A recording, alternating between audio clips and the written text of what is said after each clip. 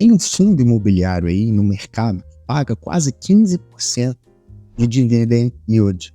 No vídeo de hoje a gente vai entender o porquê esse fundo paga esse yield tão expressivo, porque ele está tão atrativo assim. Eu sou o Gustavo, você está no Investidor Classe Média. Bora pro vídeo. O VGHF11, ele é um fundo de hedge. O que é um fundo de hedge? Um hedge fund, digamos assim. É um fundo imobiliário onde ele, através de diversos mecanismos de investimentos dentro do mercado imobiliário, ele vai investir. Então, ele não investe somente no CRIs. Vou explicar para vocês direitinho o que acontece com a carteira de investimentos desse fundo e por que ele ganha dinheiro e paga esse yield enorme. Essa é a ideia daqui do vídeo, tá bom? E ele foi um fundo criado em 26/2/2021 pela Valora, que é a gestora, e ele é administrado pelo Banco da Ecoval, aí, dois grandes parceiros. O patrimônio líquido de tudo que está ali dentro desse fundo imobiliário vale 687 milhões até a presente data.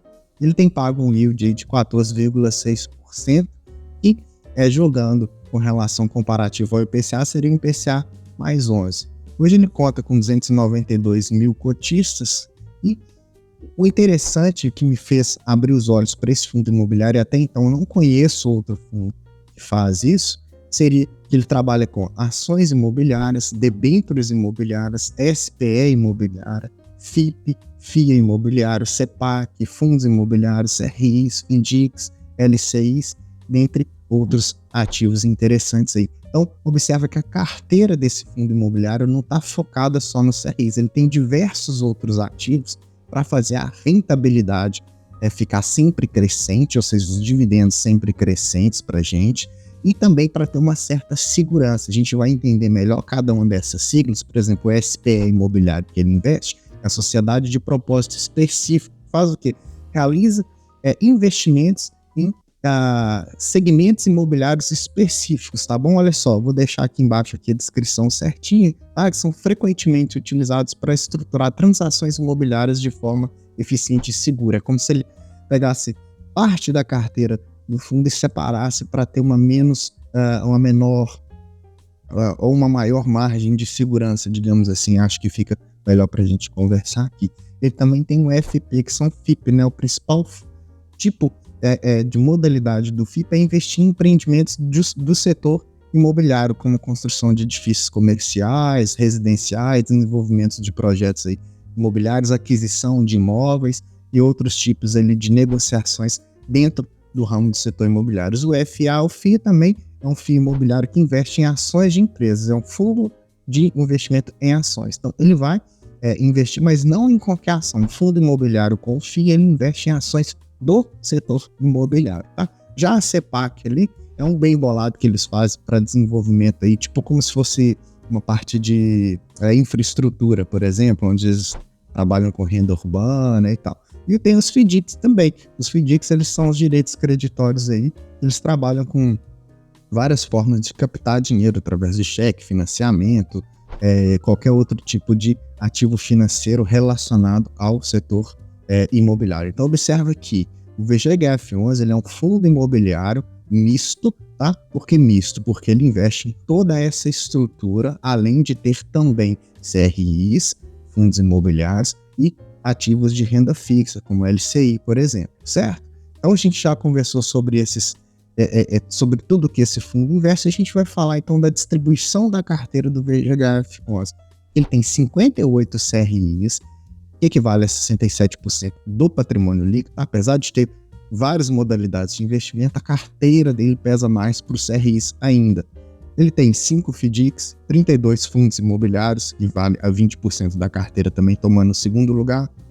Ele tem 4 ações específicas do setor imobiliário e 5 SPS. Então a carteira desse fundo imobiliário está pesando mais para os CRIs e para os fundos imobiliários e as outras partes aí redivididas. Uma coisa interessante para a gente prestar atenção agora, olha só, o tipo de estratégia de alocação do patrimônio líquido desse fundo.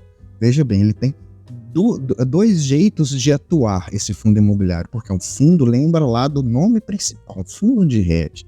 E que esse fundo de hedge ele quer rentabilizar a carteira, rentabilizar o cotista e rentabilizar o patrimônio do fundo imobiliário. Então ele vai ter uma parte onde ele faz a renda, que é os dividendos mensais, e a outra parte para geração de valor. É igual quando a gente faz a divisão da carteira de investimento, a gente tem algumas ações para dividendos e tem pequena parte da carteira de investimento para ações de crescimento, certo?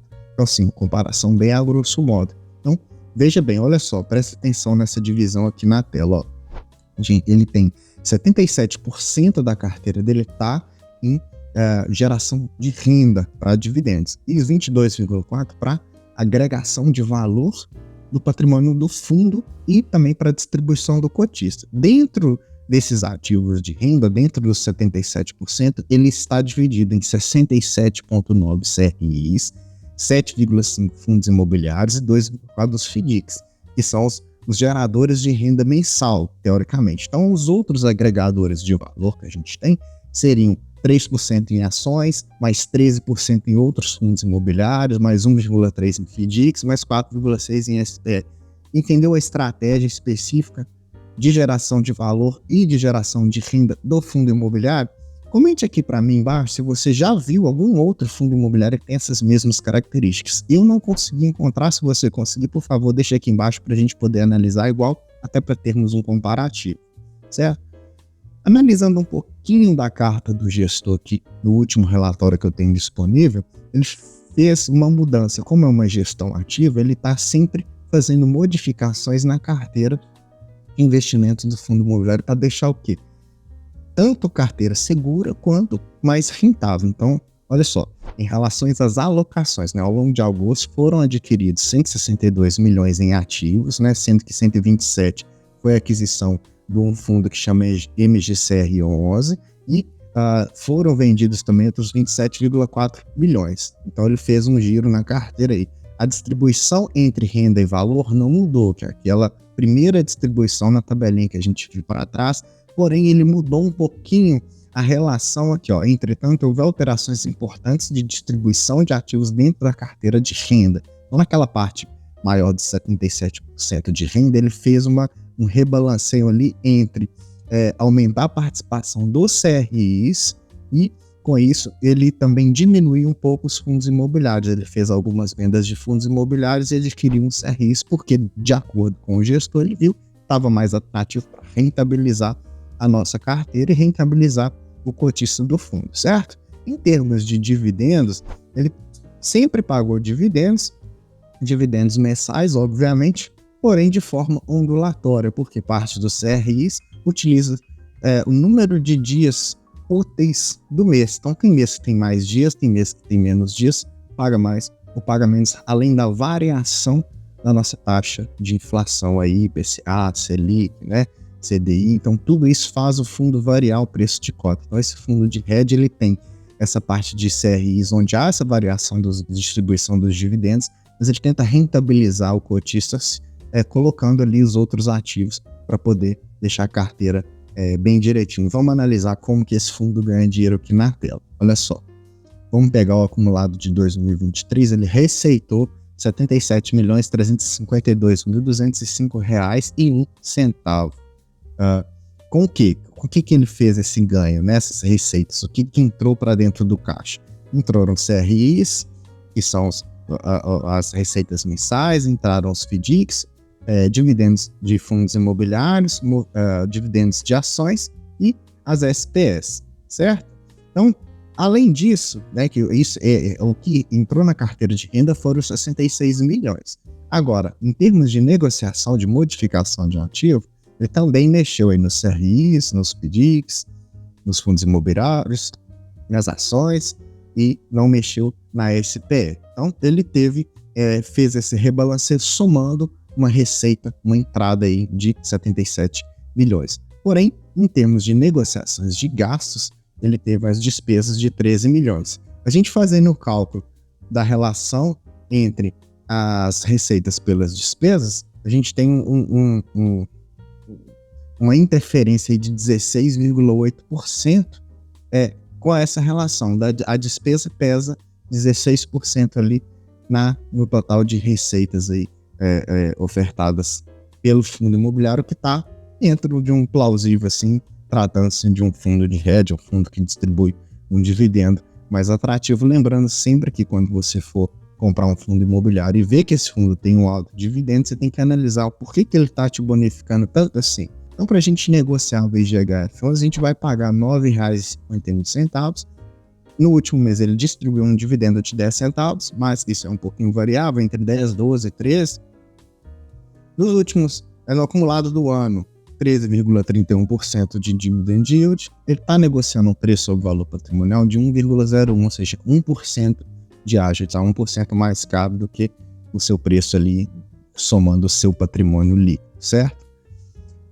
Vou deixar aqui para você que quer entender como que funciona esse P sobre o VP, esse vídeo aqui. É interessante, você vai aprender a calcular esse valor e entender por que se chega nesse 1,01 ou num valor de desconto.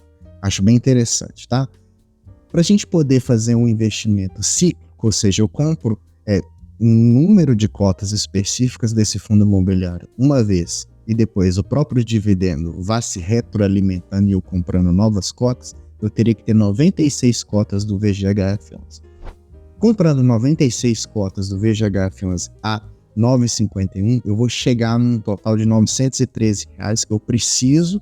Então, se eu tenho, vamos supor, se eu tenho R$ 1.000, eu vou comprar tudo de VGHF11, no próximo mês ele vai me pagar aproximadamente R$ 10. Então, com esses R$ 10 eu posso comprar outra cota. E assim, subsequente, eu vou reinvestir nos próprios dividendos no fundo, que é uma maneira interessante, onde você investe uma vez, depois ele vai se reinvestindo automaticamente.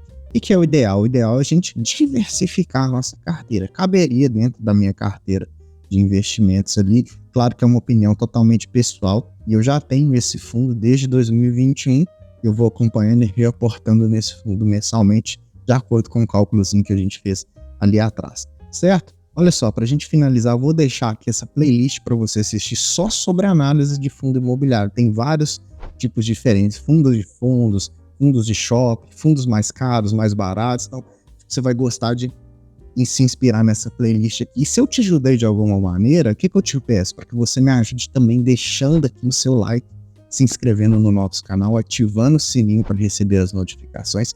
E comente aqui, você tem cotas do VGHF11? Você já recebe dividendos do VGHF11? E vou deixar aqui embaixo também uma playlist e um outro vídeo para você poder ir aproveitar o conteúdo do canal, certo? E quando eu te vejo lá no próximo vídeo.